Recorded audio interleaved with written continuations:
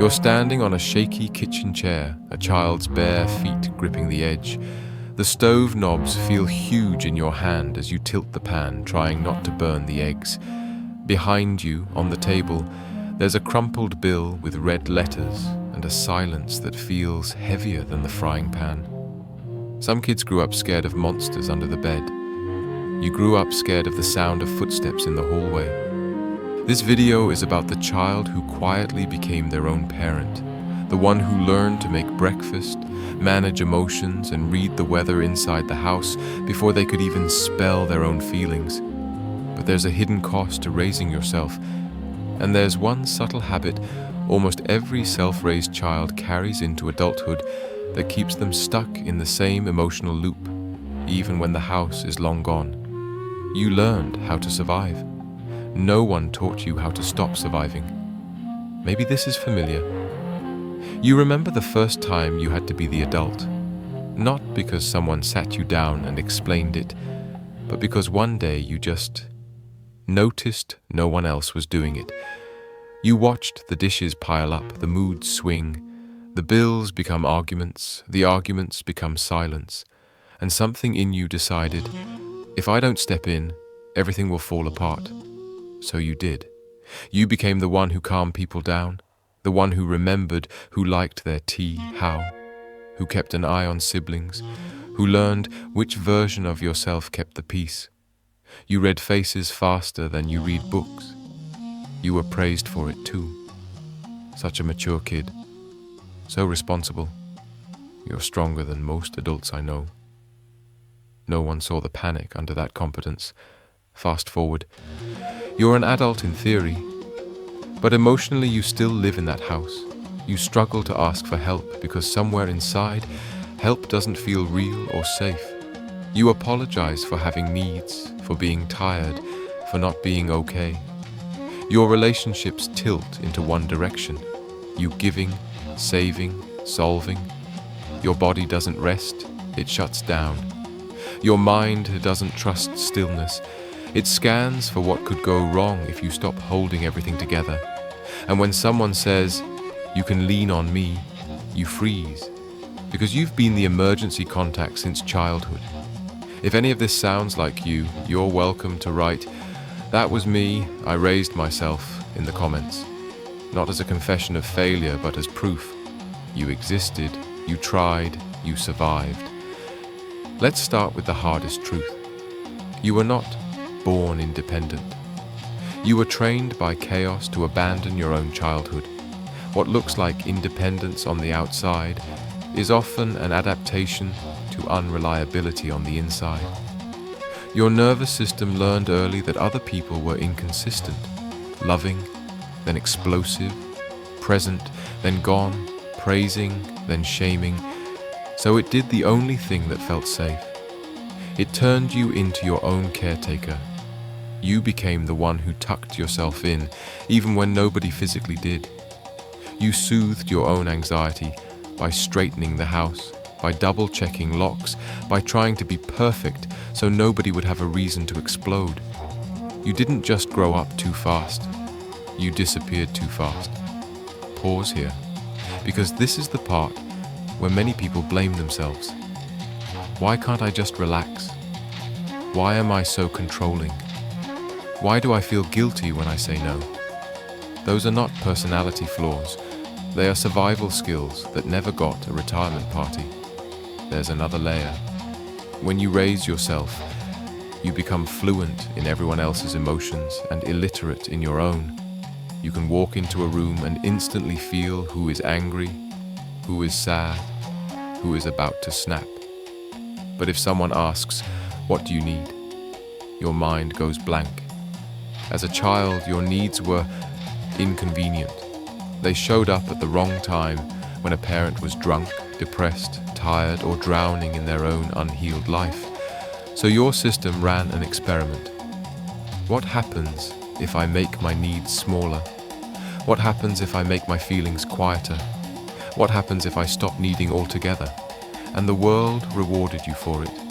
You became low maintenance, the easy kid. The one teachers loved because you didn't cause trouble, you just excelled or stayed invisible. But inside, an entire inner world went unfelt. Grief had nowhere to go. Loneliness had no witness. Anger had to dress up as perfectionism or disappear entirely. If this resonates, you are not alone. This channel is a map for people like us. Now, the societal pivot. Maybe you were told you were so inspiring. An adult would look at you handling things no child should handle and say, "Wow, you're going to be something great one day." But here's the dark irony. The world benefits from children like you. Workplaces love the adult who never complains, who stays late, who takes on the emotional labor of the whole team. Families love the child who absorbs conflict, who keeps secrets, who doesn't cause drama, who can be the emotional shock absorber. Your suffering was efficient for everyone around you. You were the unpaid therapist, the invisible manager, the quiet stabilizer. So the system applauded your coping mechanisms instead of asking, why does this child have to be this strong? When culture praises grind, hustle, and self-made stories, it rarely asks, self-made from what? From opportunity or from neglect? You internalize that applause. You learn to feel proud of what was actually done to survive. And that makes it even harder to let those patterns go. Let's talk about control. People who raise themselves often cling to control like oxygen. Because in the house you grew up in, unpredictability was painful. What you could control, your grades, your tone of voice, the cleanliness of your room, became lifelines. As an adult, this can look like micromanaging your schedule, panicking when plans change last minute, feeling strangely unsafe when someone else takes the lead, even in simple things. Here's the paradox. Control was how you created safety, but now it's how you block connection. Because real intimacy requires some surrender, some shared decision-making, some "I don't have to do this all alone." To the self-raised child in you, that surrender feels like walking into a storm without a coat. So you stay armored and exhausted instead. There's also the way you love. If you raised yourself, you likely learned that love and responsibility are the same thing. Love meant anticipating someone's needs before they asked. Love meant absorbing their moods, fixing their problems, protecting their image. So now, you may be drawn to people who are chaotic, fragile, or emotionally unavailable, not because you like suffering, but because you know that role by heart. Caretaker, translator, stabilizer. You might even feel bored with people who are emotionally consistent and kind. Your body doesn't recognize that as love. It recognizes it as unfamiliar. This can create a painful loop. You keep choosing people you have to emotionally raise. You keep reenacting your childhood from the other side. You become the parent you never had, to the partners you date. And somewhere inside, the child version of you watches from the back of the car, wondering, when is it my turn?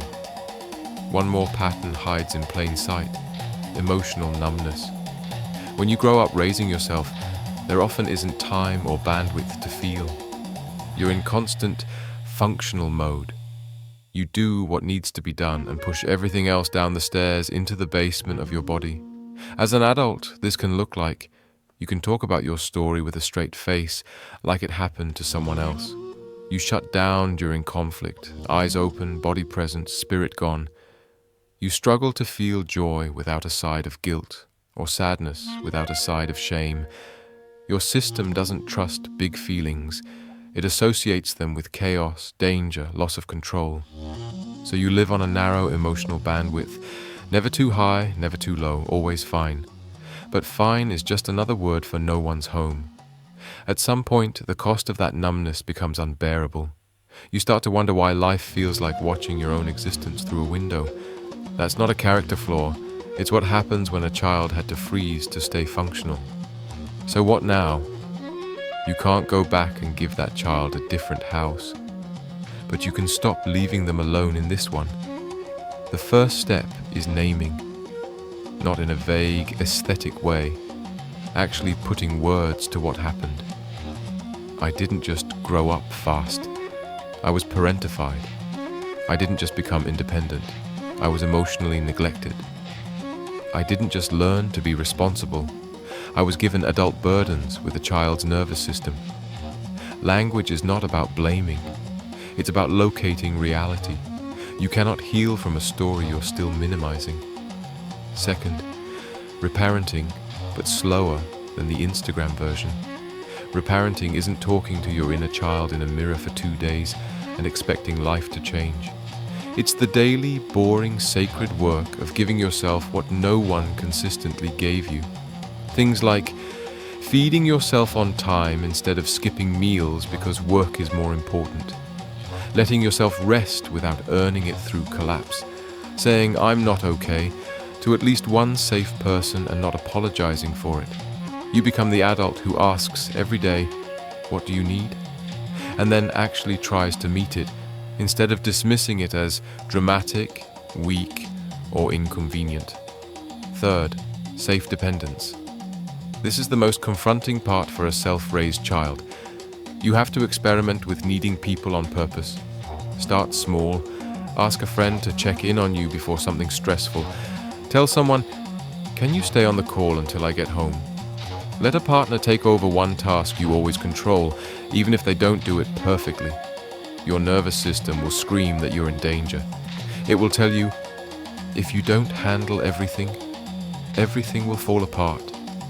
Notice that story and test it gently. Because healing for you is not becoming even more independent. It's becoming someone who can stand on their own and lean when they need to. Relapse is part of this. You will have weeks where you slide right back into overfunctioning. You will catch yourself choosing another emotionally unavailable person, saying yes when your whole body means no, cleaning up everyone else's mess while yours pile up. That doesn't mean you failed. It means you are touching an old, deep groove in your brain that was carved over years. Each time you notice and choose one slightly kinder action, one boundary, one honest "I can't," one moment of letting yourself cry instead of powering through, you are recarving that groove. Slowly, the story changes from "I raised myself because no one would" to "I'm allowed to be raised now, even by me, even by others who are capable." If this video feels like something you'll need to hear again on the harder days, you can save it as a reminder that you are not crazy, not broken, just self-raised and learning something new. So let's go back to that kitchen. The child is still on the wobbly chair, reaching for the pan. The eggs are starting to burn at the edges. The room smells like anxiety and overcooked breakfast. The unpaid bill is still on the table, loud in its silence. This time the door opens, and it's you. Not the hyper-functional you that rushes in and takes over everything. The you who has learned that care is not the same as sacrifice. You walk over, steady the chair with one hand. You say, "Hey, you don't have to do this alone anymore." You turn the heat down, slide the pan away from the edge, and lift the child gently to the floor. Maybe you still don't know exactly how to be taken care of. That's okay. For now, it's enough that someone finally walked into the room and chose you first. If you want to keep exploring these hidden psychologies of childhood, of love, of the quiet ways we abandon and then find ourselves again, you can subscribe and stay close. From raising yourself in silence to letting yourself be seen. From carrying everyone to learning how to be carried. From surviving the house you grew up in to building a home inside you that finally feels safe.